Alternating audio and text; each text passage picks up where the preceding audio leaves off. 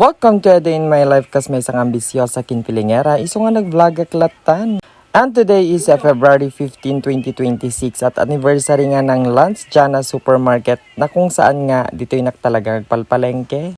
Actually binagandak ditan nga agpalengke na kinton na February 15th anniversary da nga ro. Dahil baga na kanyak di manager tabaka da nga ro ti matanggap tayo nga regalo.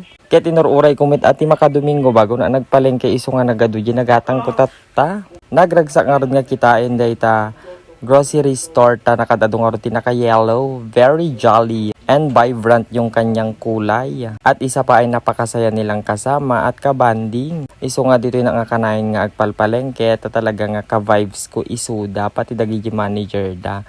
At hindi nga tayo binigo ng Lance Jana dahil nga nakatanggap nga tayo ng gift certificate worth of 300 at mga iba't iba pang giveaways. Kaya naman patuloy nating suportahan ng Lance Jana. Maraming salamat!